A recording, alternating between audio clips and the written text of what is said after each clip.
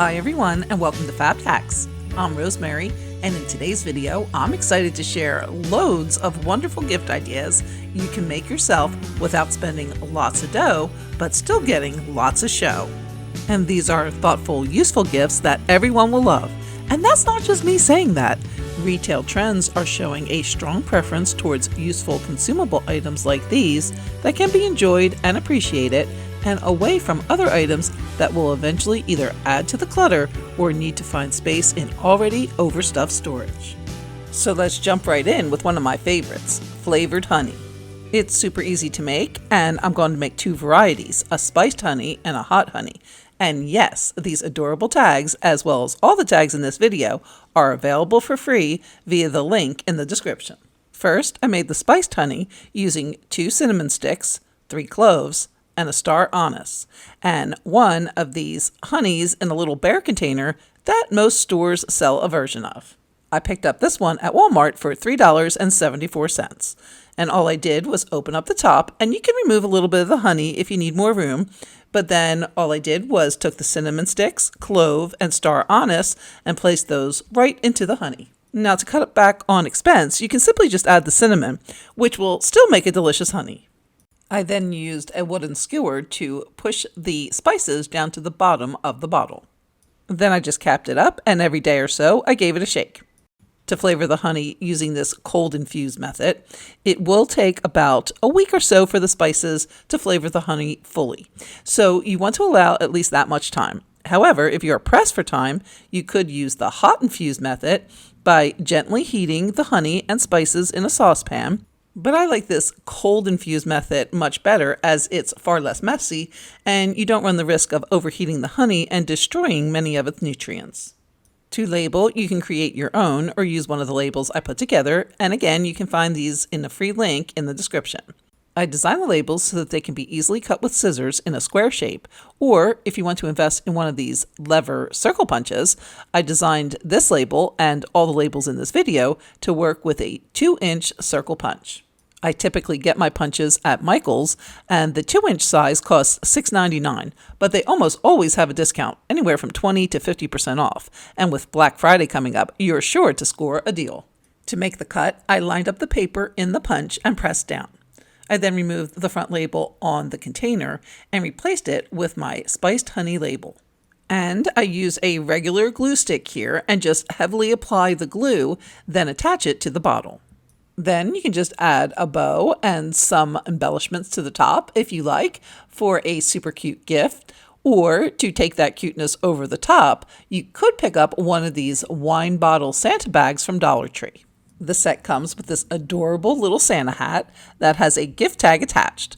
And I found that if you trim off the excess material at the seam, so kind of just turn the hat a little bit inside out, and then you can cut that excess material there along the seam, it's going to just make it large enough then to fit right on top of the cap of the honey bear. You can make a little scarf for the bear by cutting a piece of material from the bottle cover. And then for just about $5, you brought together an adorable gourmet crafted gift.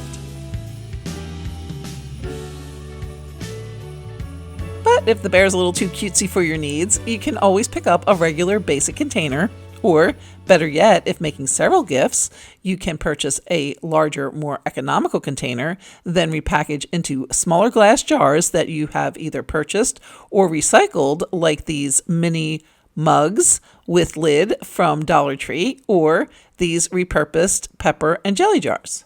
Just make sure they're thoroughly washed and dried before using. I decided to use this recycled jar, which previously held jam from a farmer's market, to package my hot honey. I like to use these half-pint size containers since I know they hold 1 cup of honey, and since my hot honey recipe calls for 1 cup, I won't need to use a measuring cup and can just pour the honey right in. No fuss, no muss. However, to make the stirring easier, I put the hot stuff in first, which includes 2 teaspoons of red pepper flakes and 1 teaspoon of cayenne pepper. I gave those a stir and then added my honey, about 1/3 at a time, giving it a good stir as I go. by adding the honey a third at a time, it will allow for the even distribution of the peppers. And again, I'm not measuring the honey because I know this 1/2 pint jar holds 1 cup. And then that's it. Unlike the spice honey, this one is ready to go pretty much right away, but the flavor will definitely get better over time.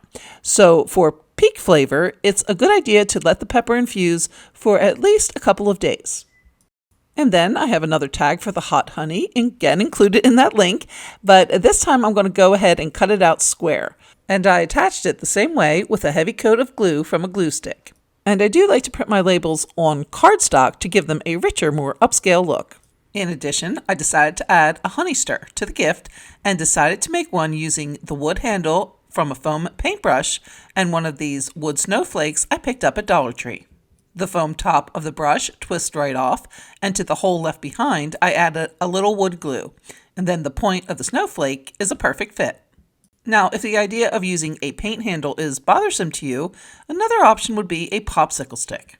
Either way, it's just wood, so for me, I'll be using the handle, and once the glue was set, I tied a piece of baker's twine around the stick, then tied that to the jar cap. And the result is a delicious gourmet gift with a gourmet food shop look, but instead of the $12 to $15 cost, you made it yourself for around $2.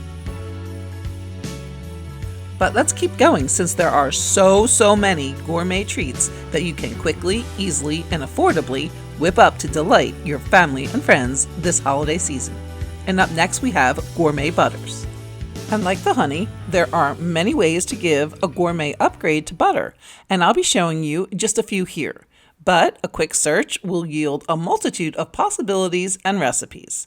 But the 3 I'll be showing and providing labels for are honey, honey cinnamon, and herbed garlic. Let's start with the honey butter. And my favorite recipe comes from the blog Mom on Time Out, and Trish makes a delicious honey butter with 8 ounces of unsalted butter at room temperature, 1/4 cup of honey, 2 tablespoons powdered sugar, and 1/4 teaspoon of sea salt. I placed the softened butter in a bowl and whipped with a mixer. Next, I added the honey and powdered sugar and the salt. And if you're using salted butter, you can just omit that here. And then I mixed all those ingredients together. And that's it. A delicious honey butter to package for gifts or enjoy yourself for a sweet holiday treat. Trish also offers suggestions for other varieties, like cinnamon honey butter, which can be made by simply adding 1/4 teaspoon of cinnamon and 1/2 teaspoon of vanilla to the original recipe. So I just remade the original recipe and added in 1/2 teaspoon of vanilla and 1/4 teaspoon of cinnamon, and mix those in with my mixer. To gift, you can add the butter to wide top containers, and I really like these 4-ounce wide mouth mason jars. And 1 batch of butter fits perfectly into the 4-ounce jar. To label these, I again used my circle punch. And from here, I could have just glued it directly onto the top of the jar, but since these are wide mouth, I decided to give it a scrapbook paper background to give it a more finished look. So I took the mason jar lid without the band and traced it onto a coordinating piece of scrapbook paper. I cut that out, then glued up the label and centered it on my scrapbook paper round. I also made one for the honey butter and a third butter, herbed garlic, which I'll show you how I made in a minute. I then capped up the butter jars with the labeled lids. These make great little gifts, and to decorate, I wrapped the cap with twine and then added some embellishments with hot glue. Another option would be to create a trio tower of butters, and I did this by using packing tape to secure the jars together, then tied with raffia and created a little topper with pieces of a white berry and pinecone stem, and some wood snowflakes from Dollar Tree hanging down the side.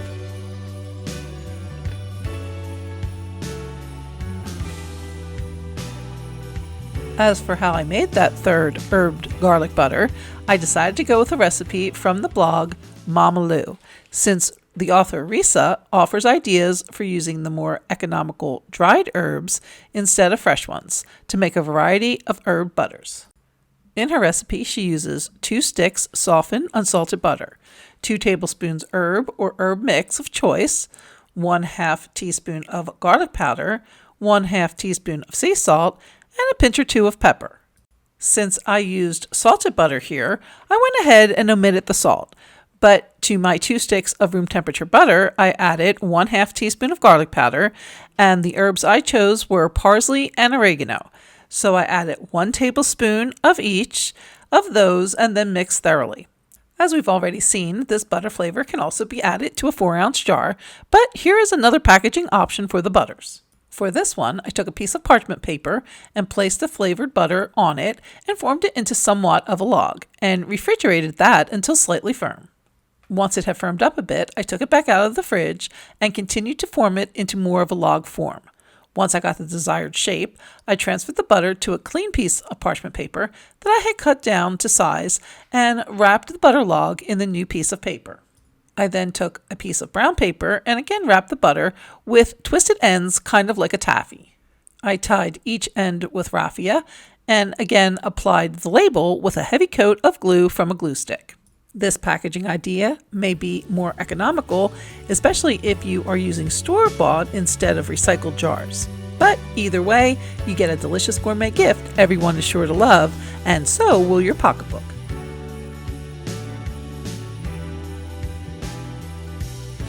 Another common item that, when upcycled, makes a fabulous gift is sugar, and an all-time favorite, especially around the holidays, is cinnamon sugar. And better yet, it's super easy to make. I like to place the sugar in a plastic bag, and for every 1 cup of sugar, I add 1/4 cup of cinnamon, and shake well. From there, the sugar mixture can be placed in a variety of purchased or recycled containers. These little mug jars from Dollar Tree make a great choice, especially if you need to make a number of similar small gifts for, say, an office, friend group, or for party favors. You can also get them with shaker tops. Just make sure to cover the holes when gifting so you don't lose any of your sweet treat. Then, using a funnel, I added the sugar to the jar and capped up. Next, I added the cinnamon sugar label and tied a raffia ribbon bow around the neck. Then I made a mini decoration with cut pieces of fern from a Christmas stem and a super skinny cinnamon stick. But you can also make one from a regular cinnamon stick. Just cut it in half and trim it down to size. I glued the pieces together, then glued the mini decoration to the raffia bow to create a thoughtful and pretty, budget-friendly little gift everyone will love to get. Another popular gourmet sugar flavor is lavender sugar, which is easily made using 1 tablespoon of lavender for every 1 cup of sugar. Again, shake the two together and add to an adorable container like this little cutie I picked up at Dollar General for just $2. Or you can score the same jar at Hobby Lobby, even cheaper, for just $1.74 when they put their glassware items on sale for 50% off every couple of weeks. And you can see how pretty the lavender lace sugar looks in the glass jar, which made it really hard to decide if I wanted to go with a square or round label. I like the look of the square label better with this jar, but you can see more of the contents with the round label. Let me know in the comments which one you would choose. I decided to go with the square label for more of that apothecary look, and since you can still see the contents on the sides and in the back. I also added a bow with black and white baker's twine for a super quick and easy little gift, great for Christmas, or really any time of year for any occasion. For the last sugar, I made vanilla sugar, which is traditionally made using vanilla beans. But since those are super expensive, here's a way that you can go ahead and just use some vanilla extract. That's right, just regular liquid vanilla extract. And for every cup of sugar, I'll use 1 teaspoon of vanilla. But now that I've added some liquid to the sugar, I'll need to dry it out. So I placed a piece of parchment paper on a cookie sheet and poured the sugar on. Next, I distributed that into a thin layer and let it air dry for a few hours on the counter.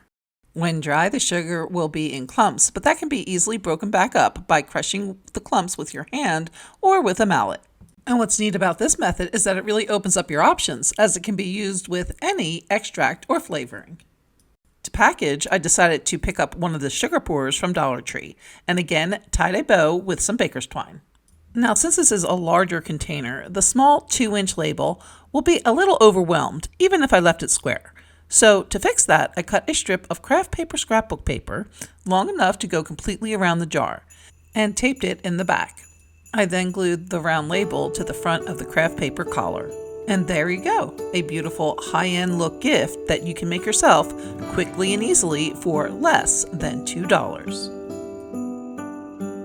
But don't put that sugar or those extracts away just yet, because next up on the list is flavored syrups, which are great to use in coffees, teas, cocos, and in cocktails. And these are also super easy to make. Just place 1 cup of water and 1 cup of sugar in a saucepan and heat over medium heat, stirring constantly while the sugar dissolves and just as the mixture starts to simmer slightly. Remove from the heat, and from here, sky's the limit. You can add any extract or flavoring you like at this point. However, since all extracts do not have the same intensity, it's a good idea to add the extract 1 teaspoon at a time, tasting after each addition, until the flavor is to your liking, usually anywhere from 1 to 3 teaspoons.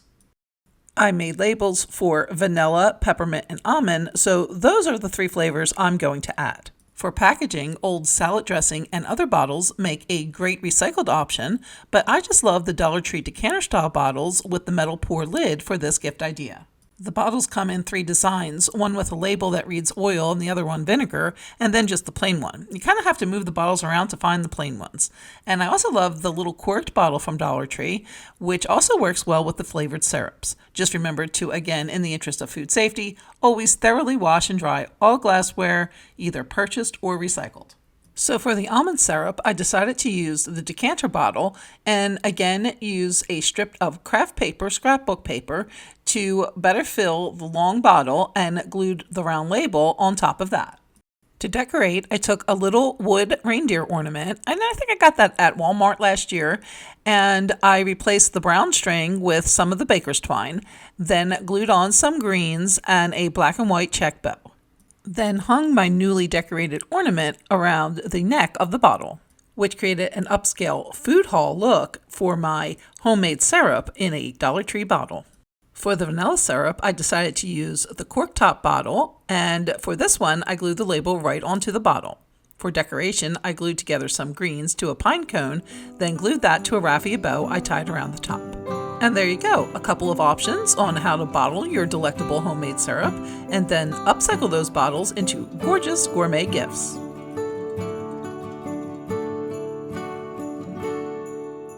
For the next gift idea, let's switch from sweet to savory with a quick and easy hack that instantly upgrades store-bought hot sauce into a more robust and flavorful offering. Much like the honey, sugar, and butter, hot sauce is another basic item that can be further enhanced with the addition of a few simple ingredients. For this version of my enhanced hot sauce, I purchased a 6-ounce bottle of basic Louisiana brand hot sauce from Walmart for $1.29. I removed most of the label with a heat gun and then used some Goo Gone to get off the rest. Soaking the jar in a glass of water would be another option. Once that was done, I opened up the bottle and, using a funnel with a skinny end, I added 1/2 teaspoon cayenne, 1/4 teaspoon garlic powder, and 1/4 teaspoon paprika. I used a skewer to help get the spices through the funnel and into the bottle. Next, I cleaned up any excess spice that got around the bottle top, then I capped it up and gave it a good shake. Some of the spices did get stuck around the sides, so I went ahead and used the skewer to get those mixed in. As for the label, I cut it square, then attach it to the front of the bottle. From here, I will reseal the top by adding 6 strips of striped washi tape across the top and down the sides of the bottle. And here it is after all those 6 pieces have been attached, and then I'll go ahead and add another strip horizontally around the top. And the result will be a deliciously enhanced hot sauce with an artisanal look and taste that hits hotter and more flavorful gourmet notes. Another option for the savory lovers on your list has to be a homemade BBQ Rub, which, like the previous items, can be quickly and easily made with things you probably already have on hand. When making for gifts, I like to use a basic all-purpose recipe, and this one from the site All Recipes fits the bill perfectly. I also like how they have the 1x, 2x, and 4x buttons at the top, which automatically calculate the ingredients needed for smaller and larger batches, especially in the event I'm making a number of gifts. It's as easy as measuring, then combining all the ingredients, which for the single recipe include 1/2 cup brown sugar, 1/2 cup paprika, 1 tablespoon chili powder, 1 tablespoon garlic powder, 1 tablespoon onion powder, 1 teaspoon salt, and 1 tablespoon ground pepper, and then you can add cayenne pepper, which I always do, in the amount of 1 teaspoon. And like the sugars, I really like placing all the ingredients in a plastic bag and giving it a good shake, as I feel like it gives a better distribution of all the ingredients than stirring in a bowl. Next, all you need to do is pour into your desired container, and again, recycled jars work great here, but I'm going to go with this heavy-duty latch top jar from the Dollar Tree for this one. I think it gives a really great high-end look, and for $1.25, it's worth the splurge. And just a note here, I did have to do a double batch to fill this entire container. For the label, I decided to cut it out square and then attach it to the front of the jar. I then tied a piece of raffia to the top of the jar and thought that this staghorn mini ornament with greens and a bow was the perfect complement. And remarkably, products like these can cost $10, $12, or even more dollars in gourmet food or barbecue specialty shops for plain little jars that don't look nearly as cute or impressive as this one.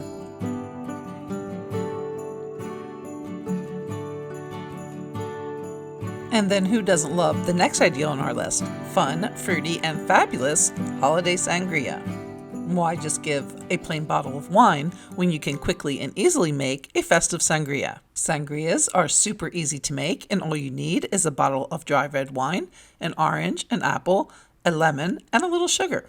To make, I used a large recycled jar that started life as a Sam's Club sized container for mango halves, but will work nicely to hold my sangria with plenty of room for the fruit. Speaking of Sam's, this sangria flavored wine is my absolute favorite wine for making sangria.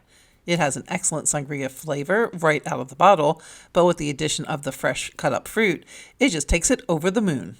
And at just $6.48 for a huge 1.5 liter bottle, you can't beat the price either. However, any dry red wine will do, like this bottle of a $4 Chuck from Trader Joe's. I just poured the wine into my jar and then added 2 tablespoons of the brown sugar and gave it a shake. However, if you are going to use the Sam's Club sangria, you don't need to add the sugar, as that already has some sugar in it. Next, I just cut up my fruit into bite-sized pieces, and then once all 3 fruits are cut, I will add all 3 to the jar. Then I capped it up and gave it another quick shake, making sure all of that sugar was dissolved, and then I put it in the fridge overnight for all of those flavors to infuse. When ready to gift, you can add a label to the top, then add some festive greens and ribbons for a beautiful presentation.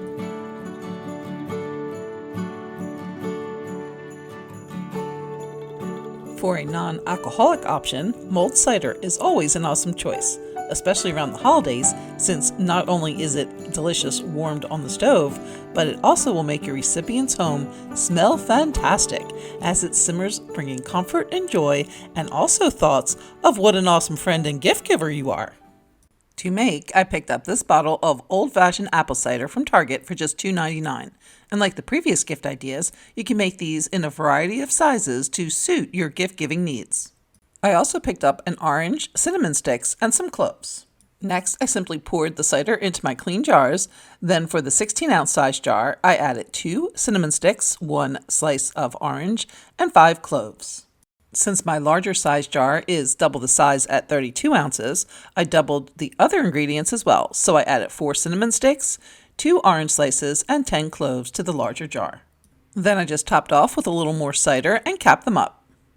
From here, the jars will need to be refrigerated, but when ready to gift, I'll use one of the labels I made, which also lets the recipient know to keep refrigerated and also to serve gently warmed. To label, I decided to create little tags by doing a circle cut with the labels I made, and again, there is a free link in the description if you would like to use these labels. I then used a small hole punch to create a hole on the tag. Next, I used some twine to tie on the tag, and then slid a cinnamon stick in between the twine and the jar lid.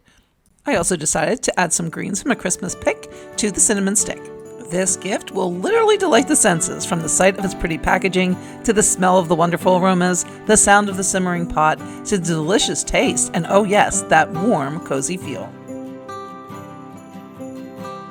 Now the next gift idea may be a little unusual, but these are unusual times. So, how about the gift of a side dish? Okay, that may seem a little kooky, but hear me out. This idea is just downright practical, especially at the holidays when everyone is strapped for time and money, not to mention energy. So why not use those dollars in your gifting budget to provide part of their holiday meal?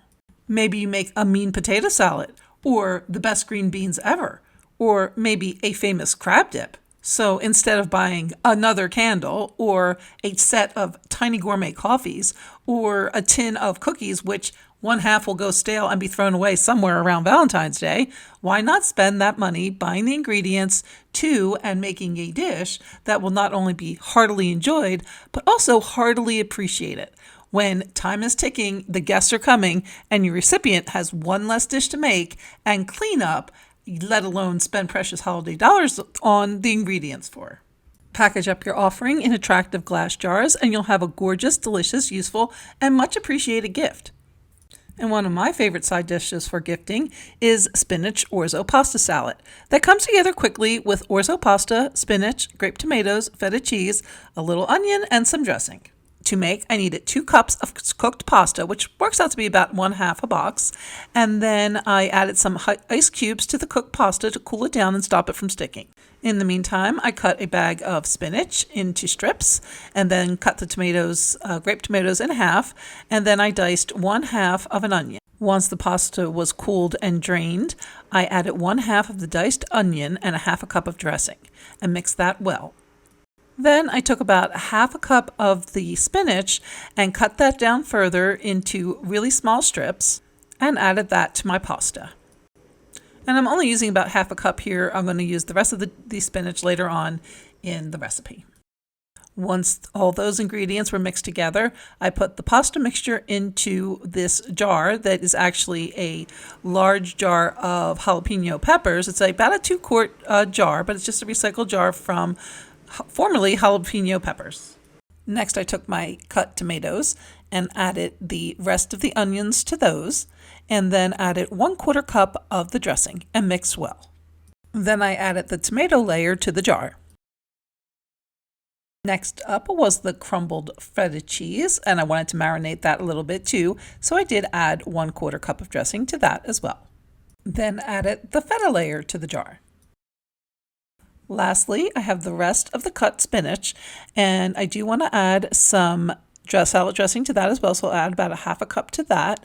And I really want this spinach to wilt down, so I'm going to mix it in and then let it sit for about 10 minutes so that we can get it fully wilted down before adding it to the jar.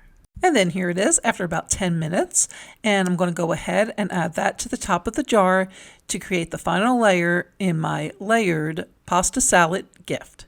However, it is important to note here that the spinach will continue to wilt down. So unless you're giving the gift in, say, 6 or so hours, it's probably a good idea to not add the dressing to the spinach and just give a small container with the additional dressing along with the gift. And then here it is with all the layers, such a pretty and delicious gift that's also thoughtful and helpful. As for the decorations for this gift, I'm going to keep it light, just a simple black and white baker's twine bow, because I don't want to detract from all those gorgeous layers. And then for the label, I'll just use the label that I made for pasta salad.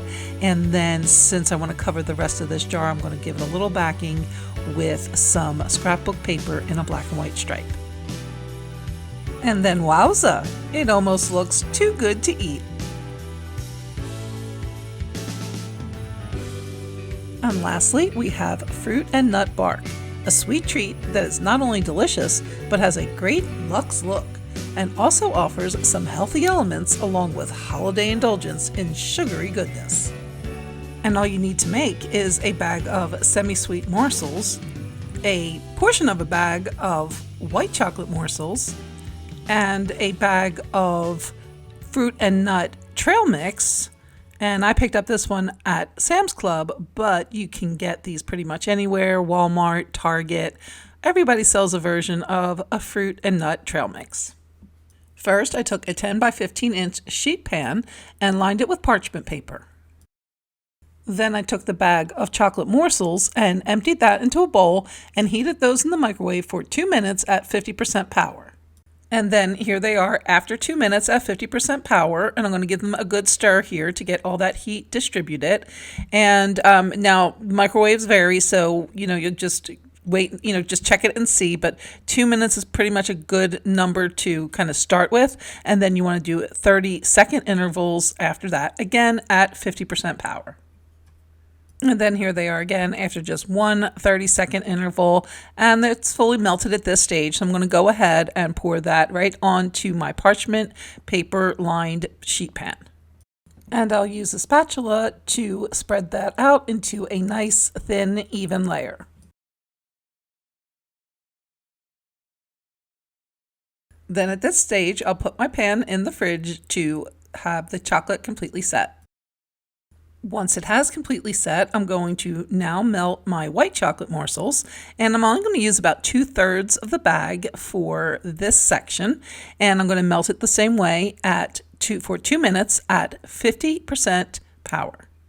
Now, white chocolate does tend to be more temperamental when melting, so it's always a good idea to give it a little help with a little bit of shortening and stir that in, and it really helps to melt the chocolate into a nice, smooth, silky consistency.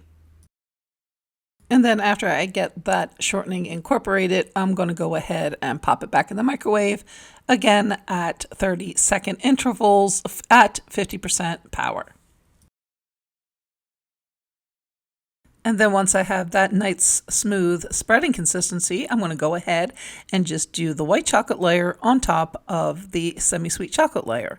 And then I'm going to need to work quickly to get it evenly spread, but then get the nuts and fruits on top, because this will set pretty quick and we need to get those nuts and fruits into the chocolate so that it all holds together.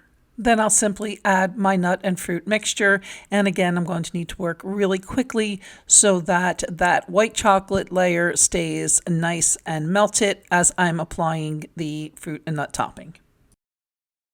Once all the fruits and nuts are on top, I'm going to go ahead and give it a gentle press in to make sure any of the loose pieces that might be sitting on top are in fact now in contact with that chocolate. Any loose pieces that still remain can be attached with some melted chocolate. Just melt a little more in the microwave and then add that to the back of the nut or fruit and stick that right on in with the rest of them. Then once that top layer is set, you can cut with a sharp knife, or you can even break apart into pieces if you like. For the container, I decided to go with the glass candy jars from Dollar Tree.